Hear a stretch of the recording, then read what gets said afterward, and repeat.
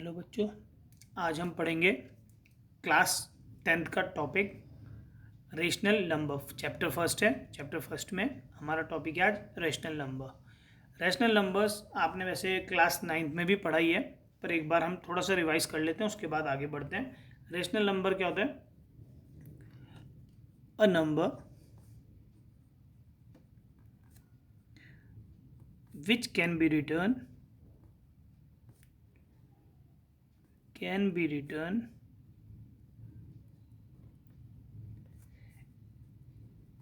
in a form of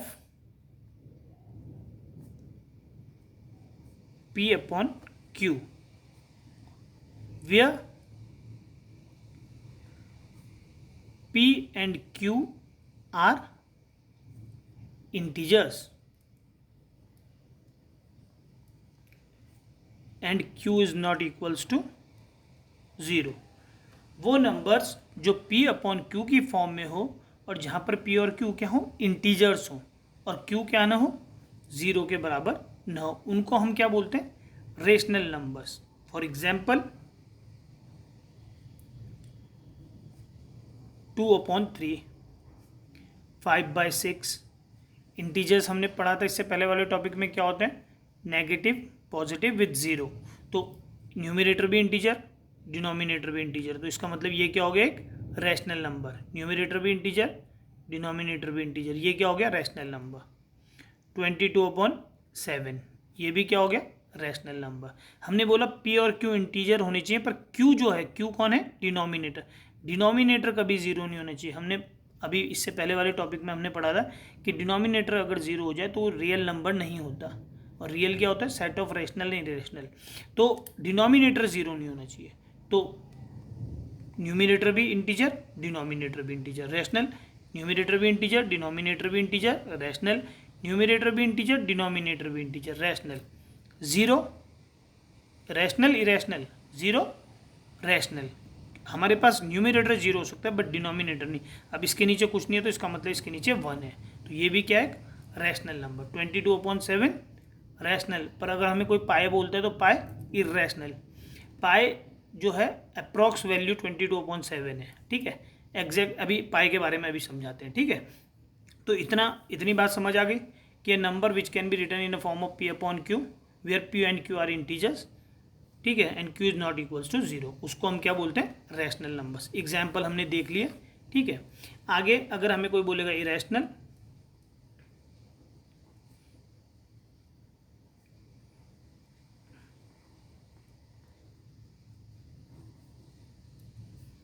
numbers, a number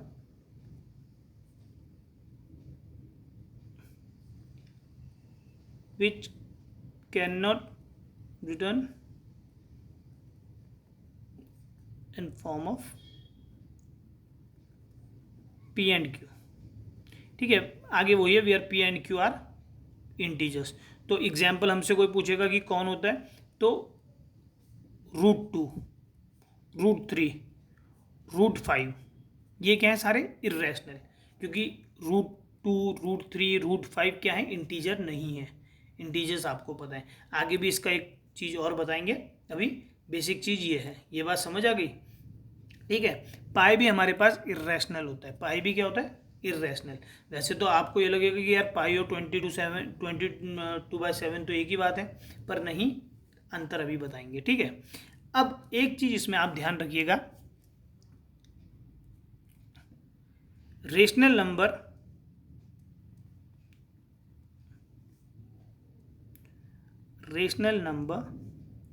can either be terminating or non terminating repeating. अब rational number की एक और खासियत है, वो क्या खासियत है? या तो रेशनल नंबर टर्मिनेटिंग होगा, या रेशनल नंबर क्या होगा? Non terminating repeating. आगे बात समझ। रेशनल नंबर या तो टर्मिनेटिंग होगा या नॉन टर्मिनेटिंग रिपीटिंग। अब काफ़ी बच्चों को पता है कि टर्मिनेटिंग, नॉन टर्मिनेटिंग क्या होता है, पर जिनको नहीं पता उनको एक बार बता देते हैं कि टर्मिनेटिंग क्या होता है। Terminating terminating decimal expansion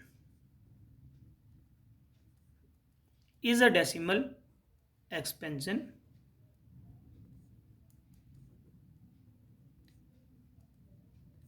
that ends, या आप ऐसे भी कह सकते हो कि it is a decimal expansion with finite digits। देखिए हमने पहले क्या बोला, अगर कोई भी रेशनल नंबर है या तो वो टर्मिनेटिंग होगा या वो नॉन टर्मिनेटिंग रिपीटिंग होगा। ठीक है, ये बात समझ आ गई। अब टर्मिनेटिंग नंबर क्या होते हैं? टर्मिनेटिंग वो होते हैं जिनका एंड हो जाता है, या आप ये कह लीजिए जिसमें फाइनाइट नंबर ऑफ डिजिट्स होती है। फाइनाइट नंबर ऑफ डिजिट्स कैसे होती है? देखिए मान लो मैं आपको बोलता हूँ 13/4, एग्जाम्पल दे रहे हैं 13/4। अब आपने इसको डिवाइड करा, आपने बोला 4 3 जा 12, बचा 1, 4 2 जा 8, बचा 2। तो आपने क्या देखा? फाइनाइट नंबर ऑफ डिजिट्स है, कहीं पर ये खत्म हो गया, तो ये क्या है? Finite number of digit. तो ये क्या कहलाएगा? टर्मिनेटिंग। आगे बात समझ कि इसमें क्या है, इसका एंड है, तो ये क्या कहलाएगा? टर्मिनेटिंग। और अगर ये टर्मिनेटिंग है तो ये रेशनल नंबर भी है, 13/4 इंटीजर इंटीजर, तो ये भी क्या है? Rational number. आ गई बात समझ? तो हमें ये पता चल गया रेशनल नंबर ये तो टर्मिनेटिंग होता है या नॉन टर्मिनेटिंग रिपीटिंग होता है। ये बात समझ आ गई। आगे बढ़ते हैं। अब ये नॉन टर्मिनेटिंग क्या है? बस टर्मिनेटिंग नहीं है जो, वो नॉन टर्मिनेटिंग है। जो टर्मिनेटिंग नहीं है वो नॉन टर्मिनेटिंग है। तो नॉन टर्मिनेटिंग क्या होता है? नॉन टर्मिनेटिंग डेसिमल एक्सपेंशन यहाँ तक ठीक है। हाँ, नॉन टर्मिनेटिंग डेसिमल एक्सपेंशन क्या होता है? अब देखिए अभी हमने टर्मिनेटिंग को क्या बताया कि जिसका अंत है, जिसमें फाइनाइट नंबर ऑफ डिजिट है। तो नॉन टर्मिनेटिंग डेसिमल एक्सपेंशन क्या होगा? Is decimal expansion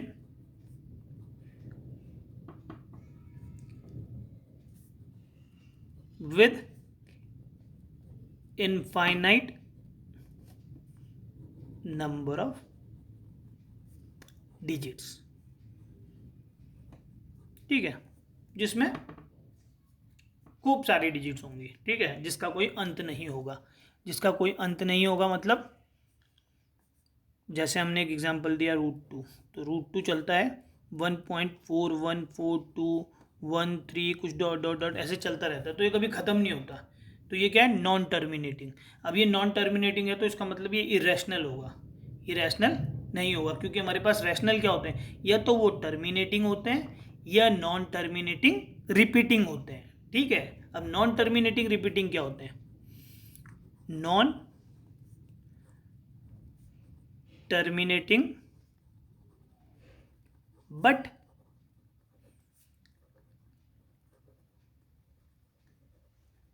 repeating. तो क्या होते हैं? Decimal expansion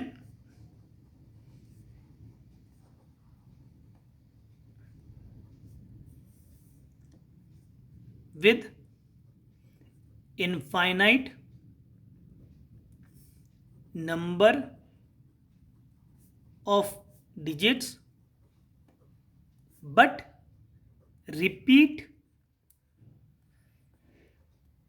repeats after definite interval। तो नॉन टर्मिनेटिंग रिपीटिंग क्या होता है? उसका कहीं अंत नहीं होता, पर एक समय के बाद वो डिजिट्स रिपीट होना शुरू हो जाती है। कैसे? मान लो हम लेते हैं 22/7। ठीक है, इसको डिवाइड करते हैं 22/7 को। 7 3 जा 21, बचा 1।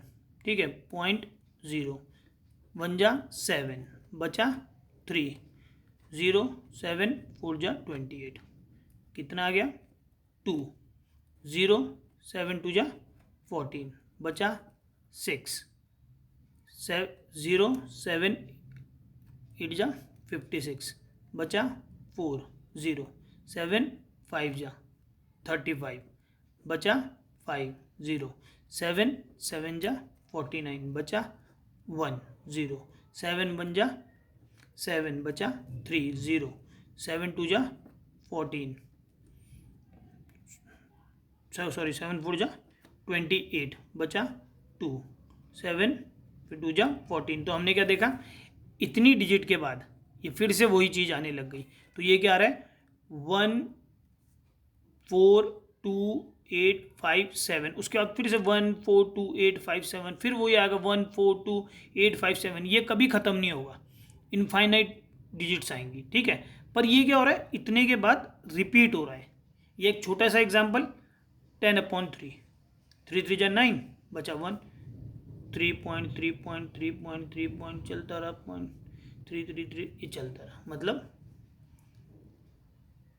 कहीं इसका अंत नहीं है, इनफाइनाइट नंबर ऑफ डिजिट्स हैं, पर एक समय के बाद रिपीट हो रहा है। तो इसको क्या बोलते हैं, नॉन टर्मिनेटिंग रिपीटिंग। तो हमें क्या पता है, अगर रैशनल नंबर है, अगर रैशनल नंबर है तो या तो वो टर्मिनेटिंग है या नॉन टर्मिनेटिंग रिपीटिंग, या तो वो टर्मिनेटिंग है। ऐसा नहीं हो सकता कि रैशनल नंबर सिर्फ नॉन टर्मिनेटिंग हो। अगर रैशनल नंबर है तो टर्मिनेटिंग, साथ में नॉन टर्मिनेटिंग बट रिपीटिंग। आ गई बात समझ। तो हमारे पास ये क्या हो गया 22/7 रैशनल नंबर। पर पाई की कोई एग्जैक्ट वैल्यू नहीं है, पाई चलता रहेगा, कभी ख़त्म नहीं होगा, 3.14 ऐसे कर चलता रहेगा। तो इसलिए पाई हमेशा क्या होता है, इरेशनल नंबर होता है, ठीक है। 22/7 एक अप्रोक्स वैल्यू है पाई की, ठीक है। आगे बात समझ। अब हम आगे बढ़ते हैं। आगे अब हमने टर्मिनेटिंग नॉन टर्मिनेटिंग पढ़ लिया। तो रैशनल नंबर है तो टर्मिनेटिंग, ये नॉन टर्मिनेटिंग रिपीटिंग होगा, ठीक है। अब हम आगे बढ़ते हैं। देखिए एक नोट है, लेट, दिख रहा है, हाँ जी, let x equals to p/q be a rational number. हमने बोल दिया p/q क्या है, एक रैशनल नंबर है। तो इफ डिनोमिनेटर, या हम सीधा लिख देते हैं, if q is of the form 2 की पावर m इंटू 5 की power n, where m and n are non-negative integers, then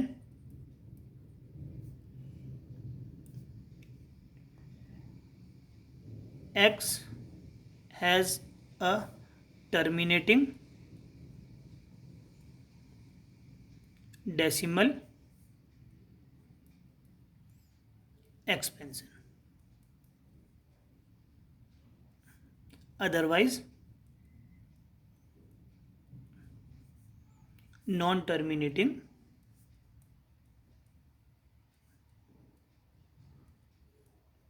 repeating,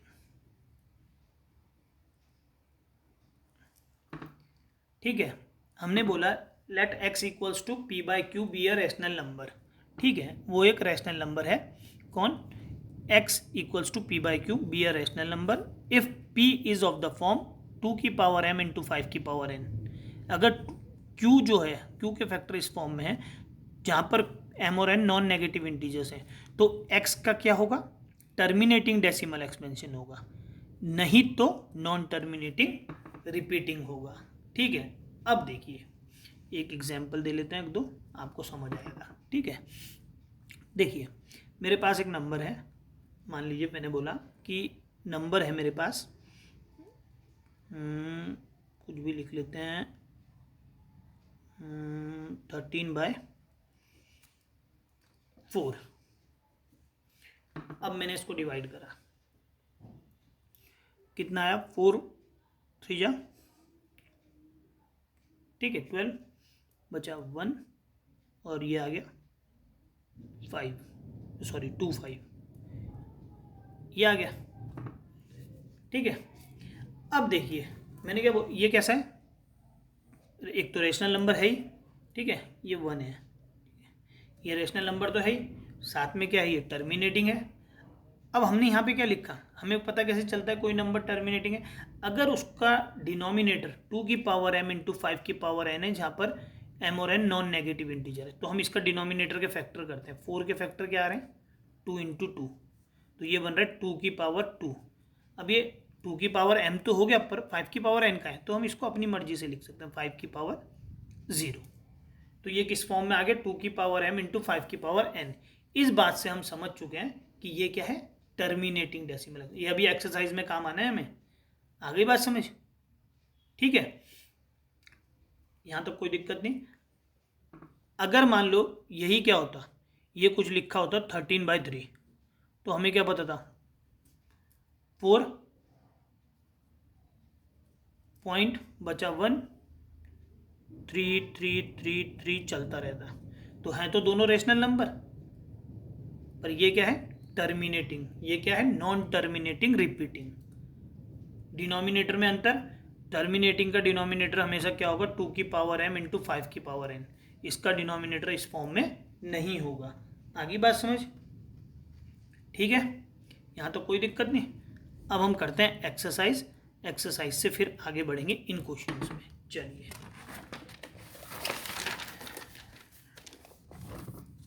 बहुत इंपॉर्टेंट एक्सरसाइज है। क्या है एक्सरसाइज, चलिए एक्सरसाइज ये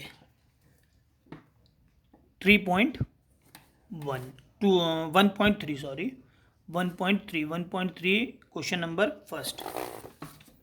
कॉपी की सेटिंग यहाँ पर, ये 1 एक्सरसाइज 1.3 ये आ गई।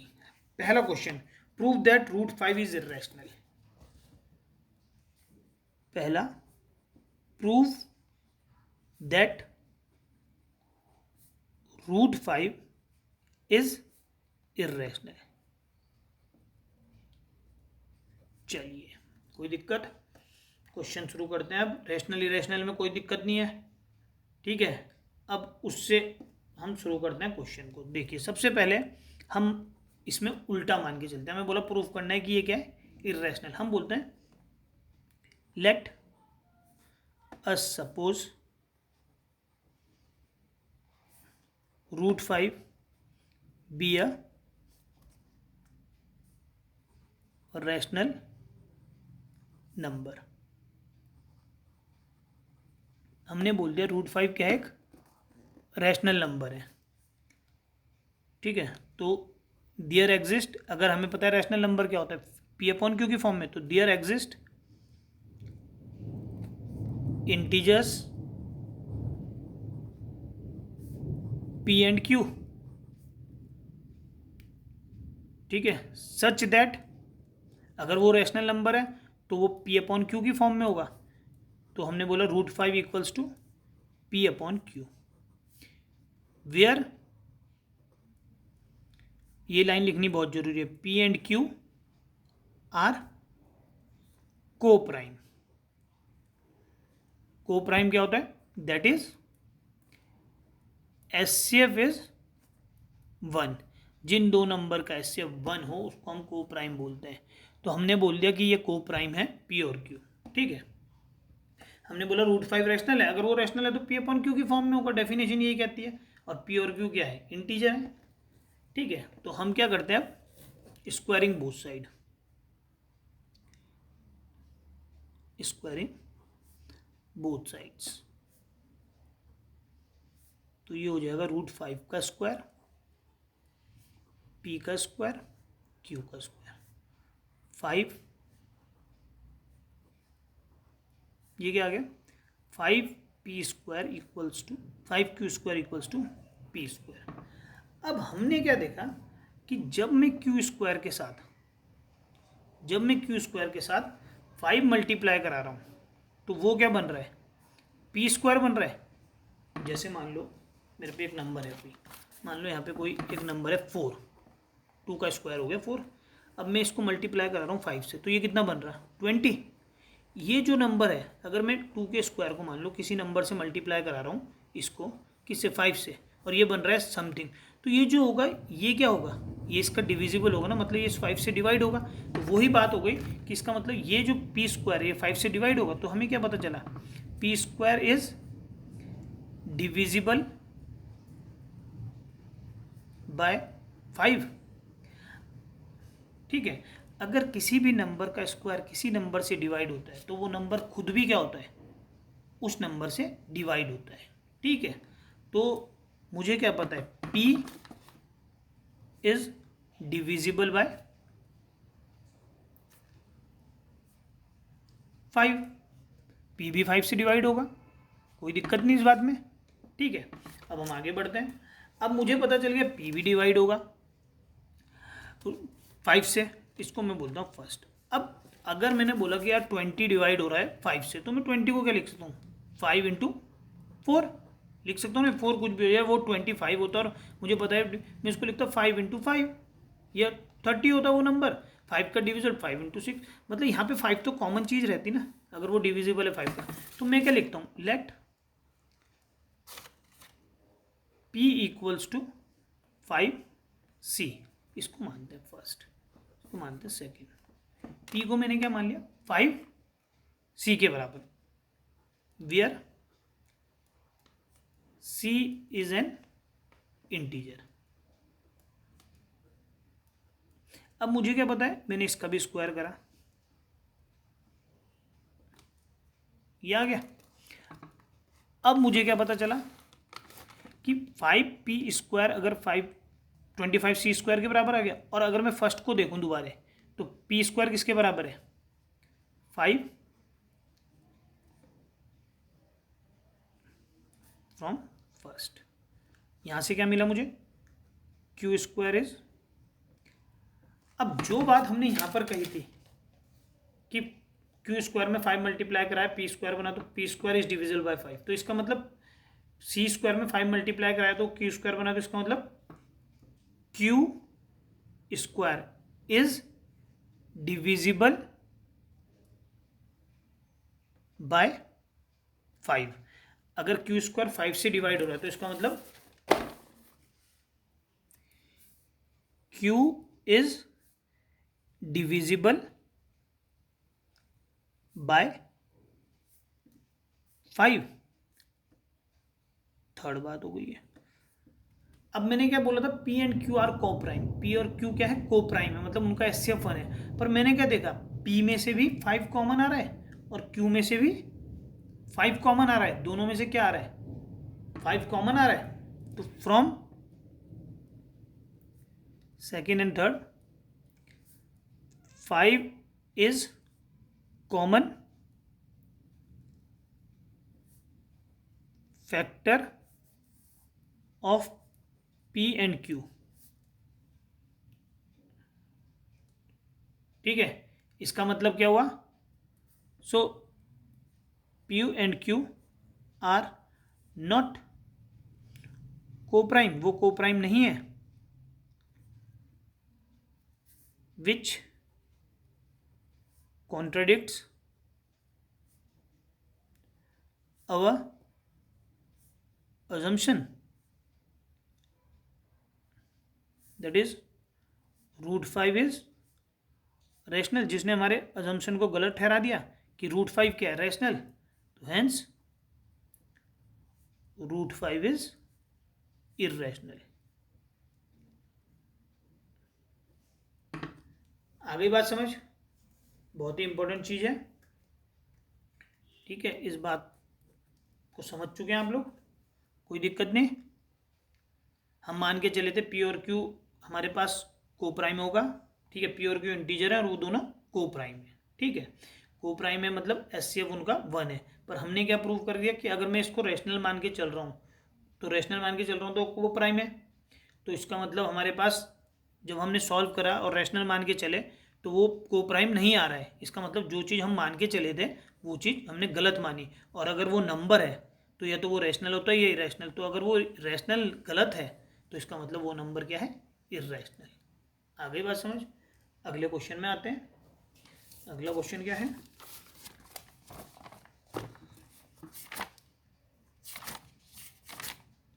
जी क्वेश्चन नंबर सेकंड है, प्रूव दैट 3 + 2√5 इज इर्रेशनल। ये प्रूव करिए कि ये इर्रेशनल है। फिर से वही वाली बात, हमें प्रूव करना है कि ये क्या है, इर्रेशनल। तो हम बोलते हैं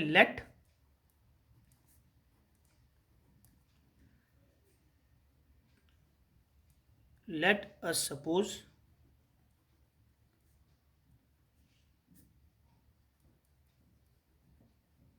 B a rational number.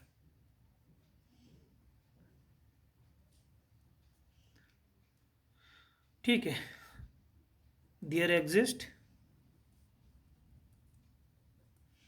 Integers p and q such that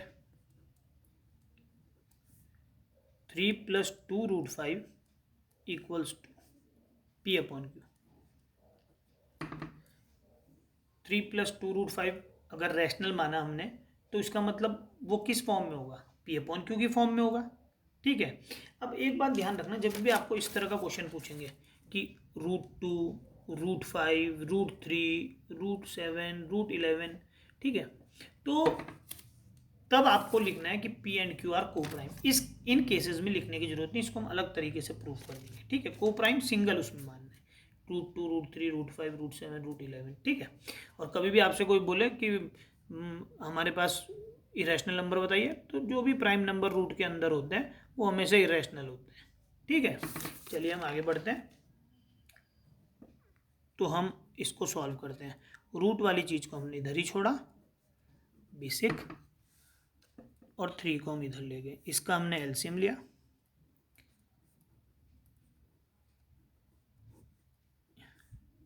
√5 क्या आ गया,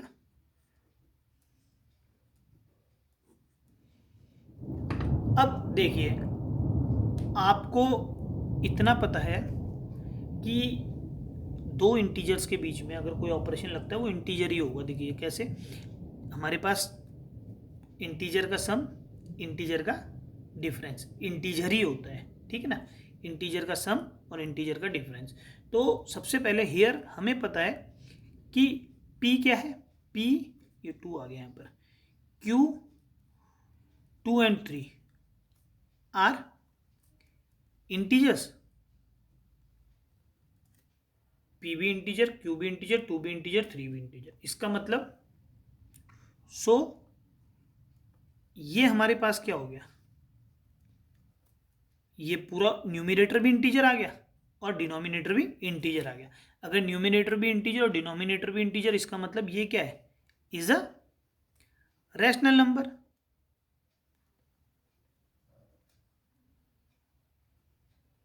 हो गया ना ये रैशनल नंबर, क्योंकि न्यूमिनेटर भी इंटीजर प्रूफ हो गया और डिनोमिनेटर भी इंटीजर प्रूफ हो गया।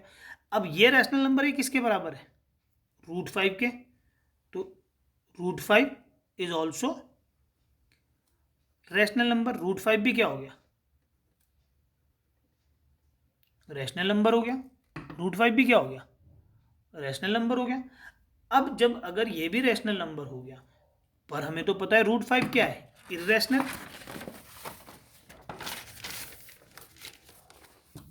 But we know that √5 is irrational. पर हम जानते हैं कि √5 क्या है, इरेशनल है। ठीक है ना, हम क्या जानते हैं, √5 इरेशनल है। तो इसका मतलब जो हमने माना था वो क्या बात है, गलत है। Which contradicts our assumption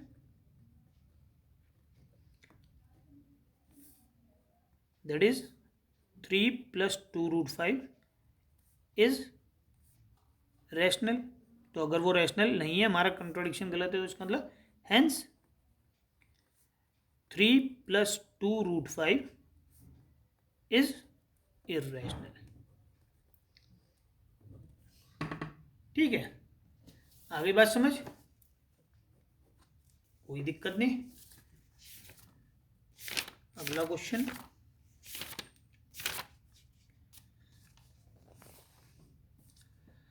third का फर्स्ट पार्ट। थर्ड का फर्स्ट पार्ट क्या है? Question number 2। थर्ड का फर्स्ट पार्ट है, इसको हमने प्रूफ करना है कि ये इर्रेशनल है। 1/√2 इज इर्रेशनल। तो देखिए, हम एक काम करते हैं, हम क्या करते हैं, इसको हमें पता है, हम इसको ऐसे लिख सकते हैं √2/2। तो हम लिख सकते हैं 1/, फर्स्ट मान लिया हमने। ठीक है, कोई दिक्कत नहीं। ऊपर नीचे √2 से मल्टीप्लाई कराए तो ये क्या हो गया? √2 इंटू √2। अब हम इसको लेके चलते हैं, हम बोलते हैं let us suppose √2/2 B a rational number. हम मान के चले ये क्या है? रैशनल नंबर है। तो there exist integers P and Q such that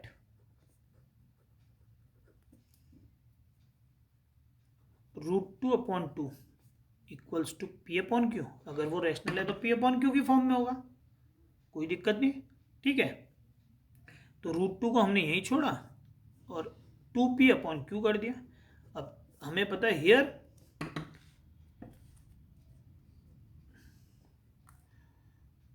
2P and Q are integers.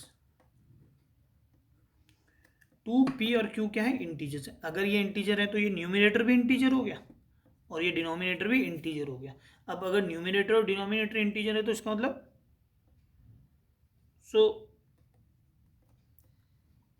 2P/Q is a rational number.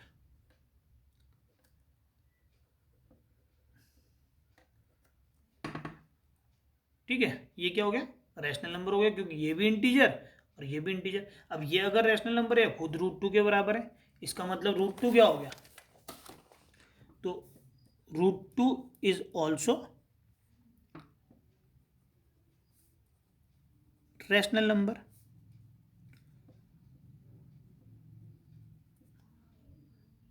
पर हमें क्या पता है? But we know that √2 is irrational. अब अगर √2 इर्रेशनल है तो इसका मतलब जो हम मान के चले थे वो क्या है? गलत है।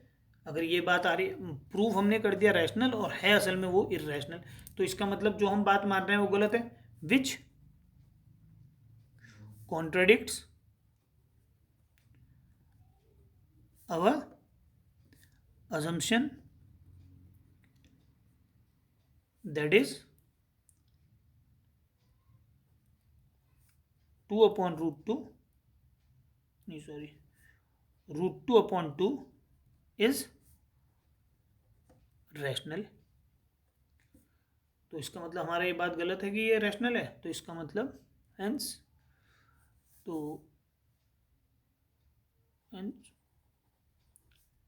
√2/2 इज इर्रेशनल। पर हमें प्रूफ क्या करना है? 1/√2। तो फ्रॉम फर्स्ट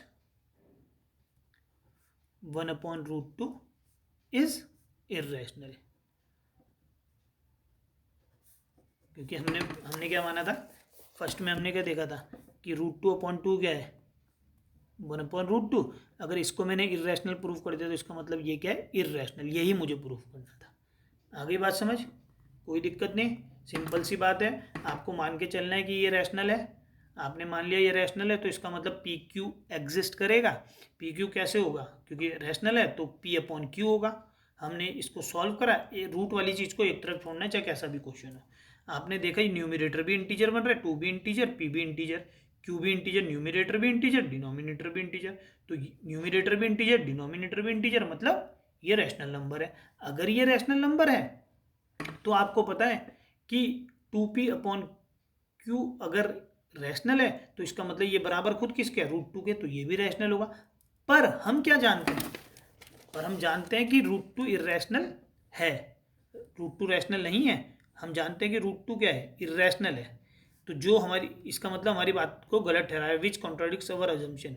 क्या अजम किया था हमने, एज्यूम किया था हमने कि √2 अपॉन 2 इज रैशनल। तो इसका मतलब ये अगर रैशनल नहीं है तो ये रैशनल होगा, क्योंकि हमें पता है हम रियल नंबर का सेट क्या होता है, रैशनल और इरेशनल। अगर वो रैशनल नहीं है तो वो इरेशनल है, या अगर इरेशनल नहीं तो वो रैशनल है, इसके अलावा कुछ नहीं है। ठीक है ना, चलिए आगे बढ़ते हैं।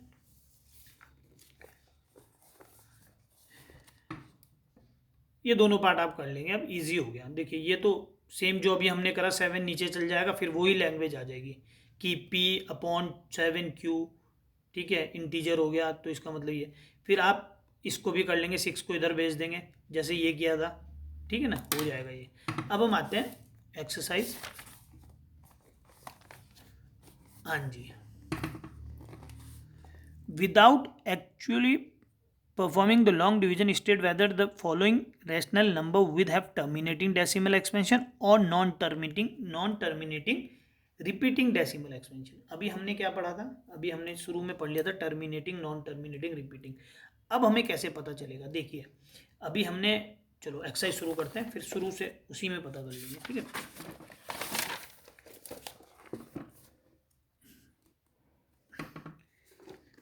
एक्सरसाइज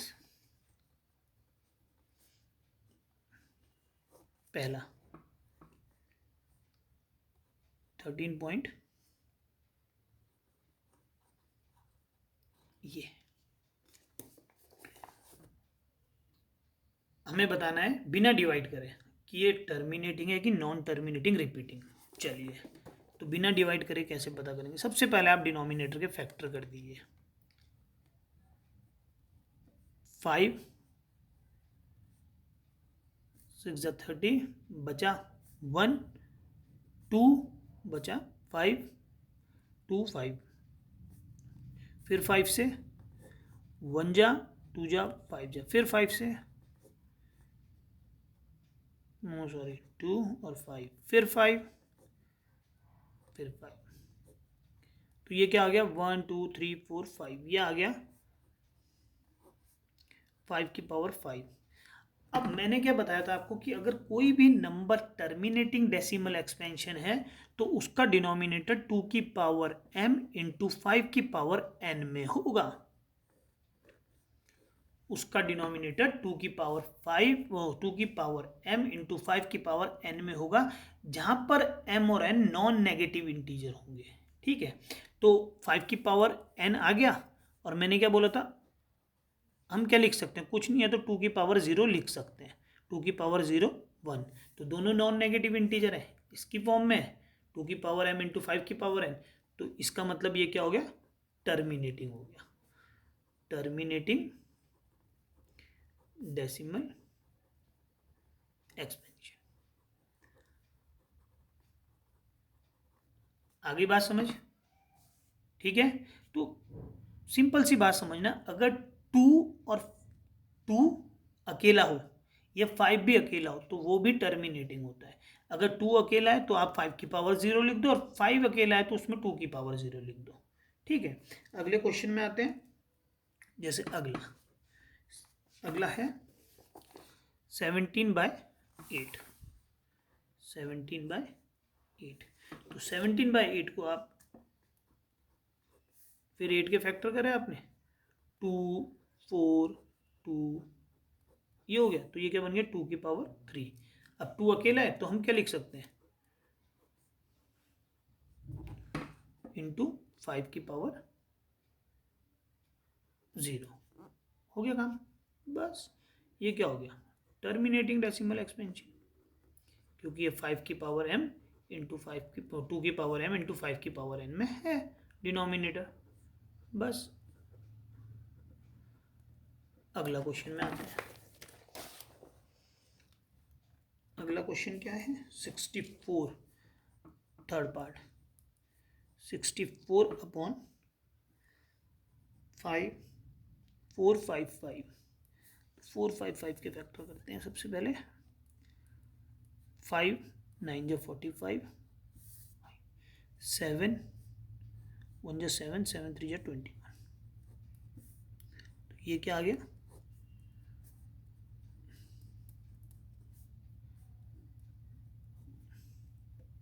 ठीक है, ये क्या है 2 की पावर m इंटू 5 की पावर n। ठीक है, तो नहीं है तो इसका मतलब ये टर्मिनेटिंग डेसिमल एक्सपेंशन नहीं है। ठीक है, नॉन टर्मिनेटिंग बट रिपीटिंग।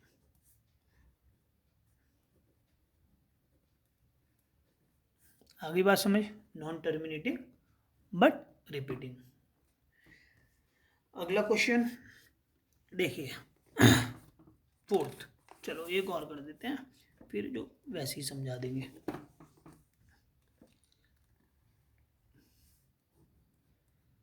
कितना है क्वेश्चन ने लिखा पहले? 15 अपॉन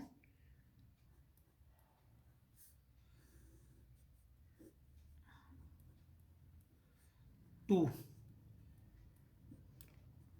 2 2 2 2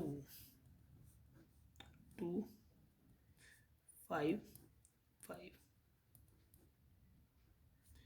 1 2 3 4 5 6 7 6। तो ये आ गया 2 की पावर 6 इंटू 5 की पावर 2। तो टर्मिनेटिंग हो गया 2 की पावर m इंटू 5 की पावर n। ठीक है, आगे देख लेना। ठीक है, जैसे एक क्वेश्चन ये है। ठीक है, इसके फैक्टर करके देखना। अगर 2 की पावर m इंटू 5 की पावर n आ गया तो ठीक है, वरना टर्मिनेटिंग है, वरना नॉन टर्मिनेटिंग रिपीटिंग। इसमें हमें फैक्टर खुद ही दिए हैं, तो 2 की पावर 3 इंटू 5 की पावर 2, तो इसका मतलब टर्मिनेटिंग है 2 की पावर m इंटू 5 की पावर n। 2 की पावर m इंटू 5 पर ये 7 भी आ रहा है, तो ये टर्मिनेटिंग नहीं है। ये क्या है? Terminating non terminating but repeating. अब आते हैं हम सिक्स्थ में। अब देखिए सिक्स्थ में नहीं, सॉरी सिक्स्थ नहीं, एट्थ। क्वेश्चन नंबर 8 क्या है? 6/15। अब अगर हम बोले हाँ ये टर्मिनेटिंग है कि नॉन टर्मिनेटिंग रिपीटिंग, बच्चा क्या करेगा? 15 के फैक्टर 5 3 3 1। ठीक है, बच्चा कहेगा 15 के फैक्टर आगे 3 इंटू 5। ये क्या है? 3 इंटू 5 है तो क्या है? बच्चा कहेगा नॉन टर्मिनेटिंग रिपीटिंग। नहीं, पर ये क्या है? ये है टर्मिनेटिंग। क्यों है टर्मिनेटिंग?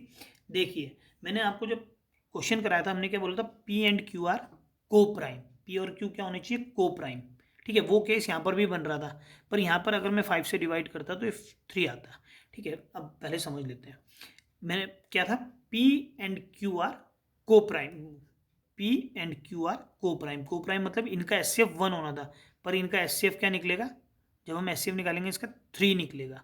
तो दोनों में से 3 कॉमन आ रहा है, तो पहले मुझे इसको को प्राइम बनाना पड़ेगा। 3 2 जा 3 5 जा। क्वेश्चन क्या बन गया?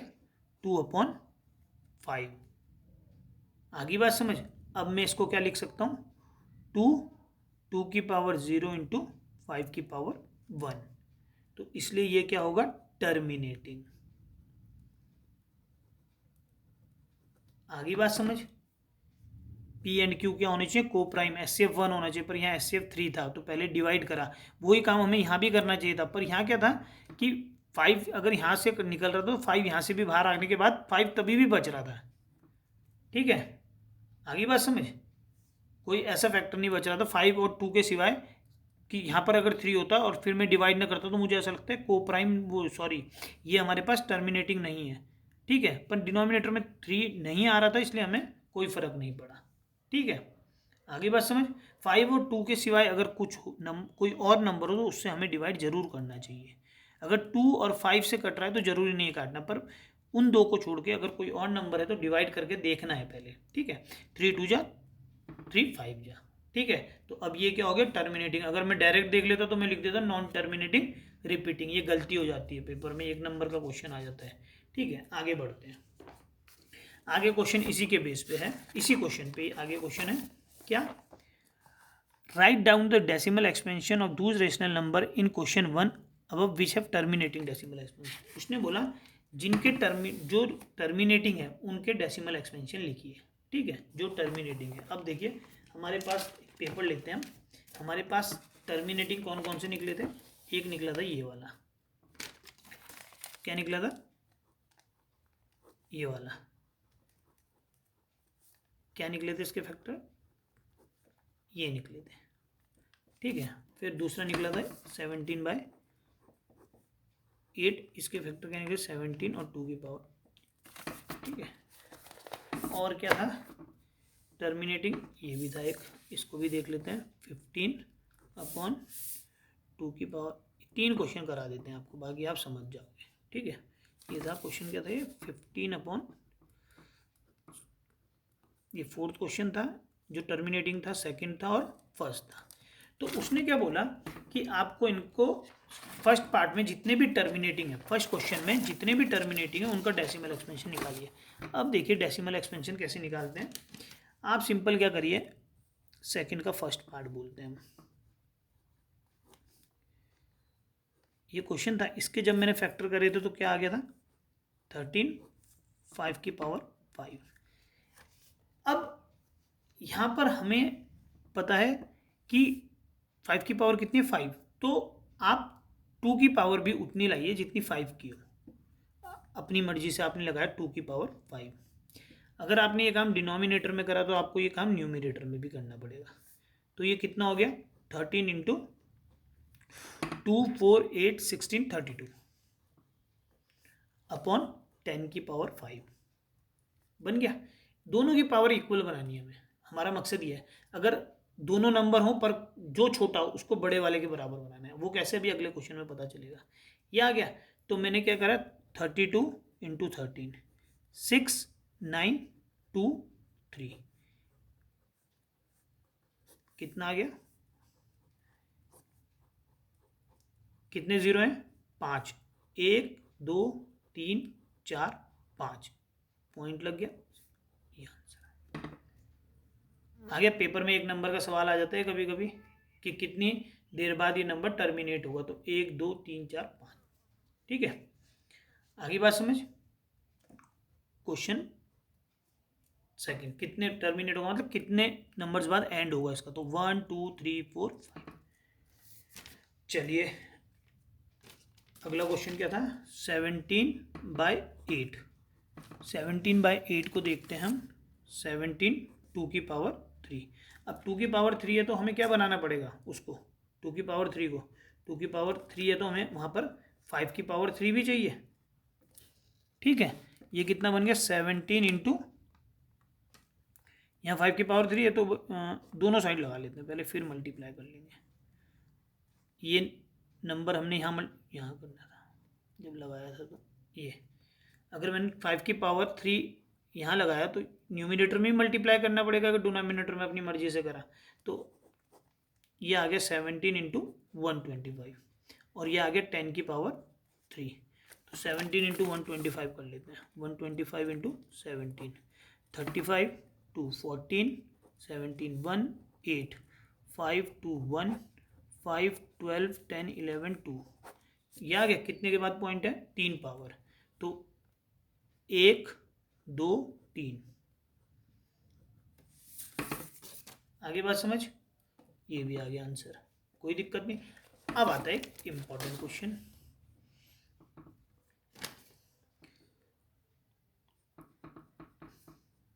फिफ्टीन 2 की पावर, ठीक है। अब देखिए 2 की पावर भी 2 भी है इसमें और 5 भी है, ठीक है। पर हमें क्या पहुंचाना है, हमें जो छोटी वाली, हमें जो दिख रहा हो जिसकी पावर कम है उसे बड़े वाले पावर के बराबर। तो हमने देखा यहाँ पर कितनी पावर है 6 है और 5 की सिर्फ 2 है, तो 5 की भी मुझे 6 ही पावर चाहिए, 6 पावर चाहिए, तो 5 की पावर 2 तो है, इसको 6 बनाने के लिए और कितनी चाहिए, 4। तो इसका मतलब मैंने 4 अपनी मर्जी से इंट्रोड्यूस करी, तो 4 डिनोमिनेटर में करी, 5 की पावर 4, तो 5 की पावर 4 न्यूमिनेटर में भी होगा। तो 15 625, 5 इंटू 5 इंटू 5 इंटू 5, ये बन गया 2 की पावर 6 इंटू 5 की power 6, base same power add.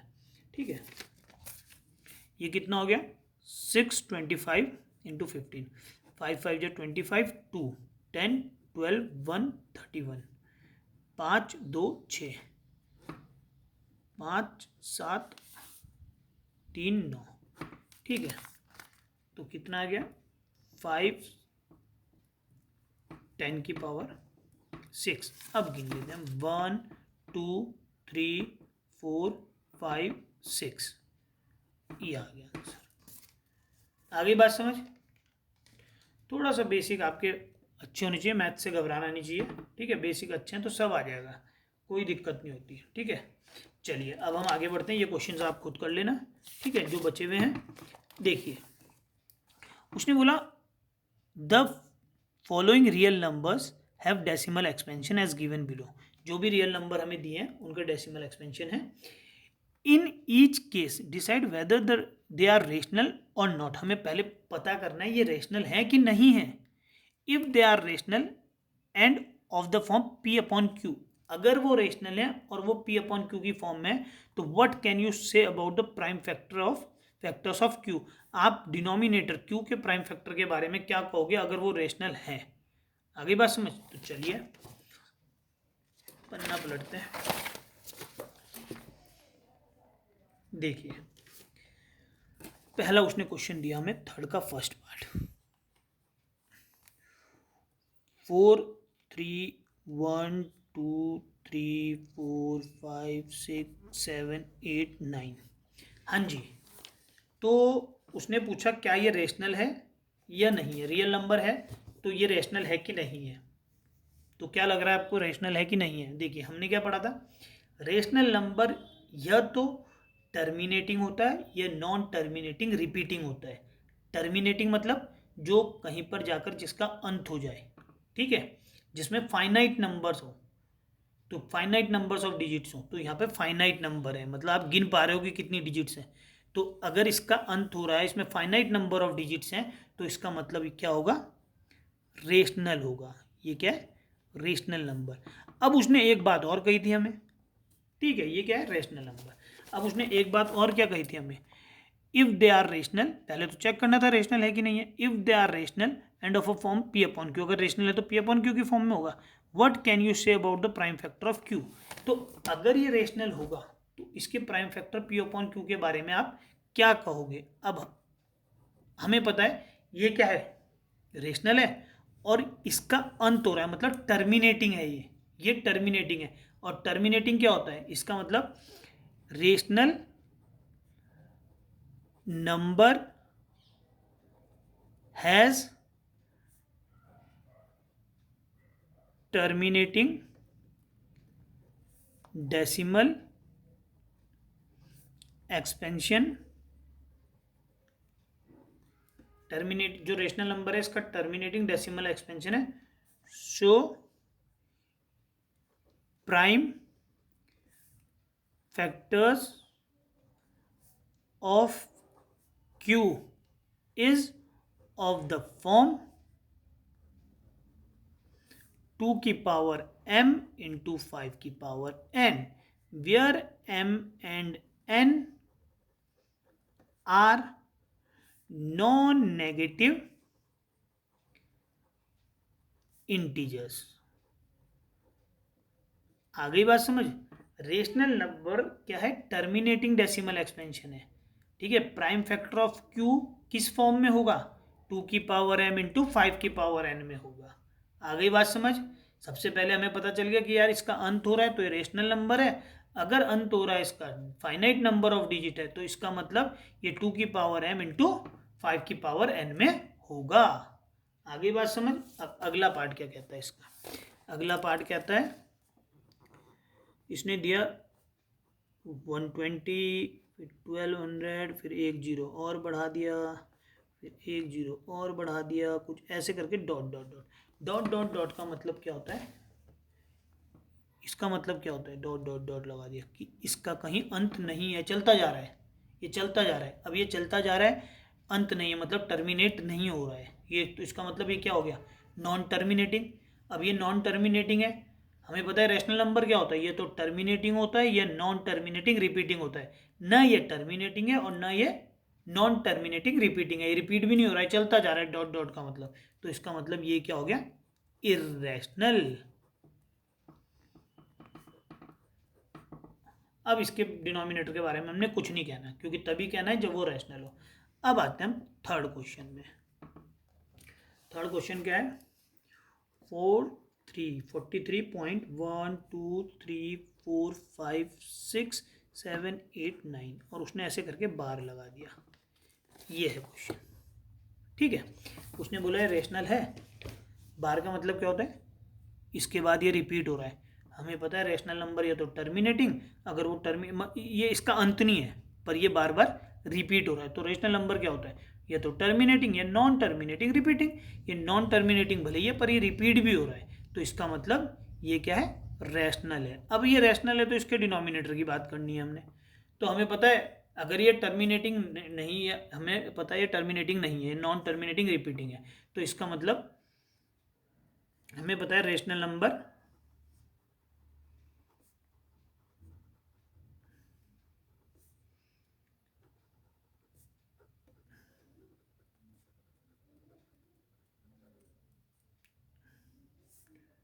Non terminating but repeating is, sorry, rational number is non terminating but repeating, so prime factor of q is not in the form 2 की power m into 5 की power n। ये rational number तो है पर ये non terminating repeating है, तो इसका मतलब इसके प्राइम फैक्टर 2 की पावर m और 5 की पावर n में नहीं होंगे। आगे बात समझ, कोई दिक्कत? आज के लिए इतना ही काफ़ी है। ठीक है, वो रैशनल नंबर और इरेशनल नंबर समझ आ गया होगा। बेसिक कॉन्सेप्ट को शुरू से जब हम अच्छी तरह से आगे लेके चलते हैं, 8th अच्छी तरह पढ़े, 9th अच्छी तरह पढ़े, फिर 10th अच्छी, तो ऐसे ऐसे खुद अच्छी लगने लग जाती है मैथ्स। ठीक है, बेसिक चीज़ें जब हमारी थोड़ी कमज़ोर होती है तब थोड़ी दिक्कत होती है। ठीक है, तो आप इनको पढ़िए, आगे आगे उतना अच्छा लगेगा आपको मैथ्स में। ठीक है, चलिए आज के लिए इतना ही, बाय, अगले टॉपिक में मिलते हैं आपसे।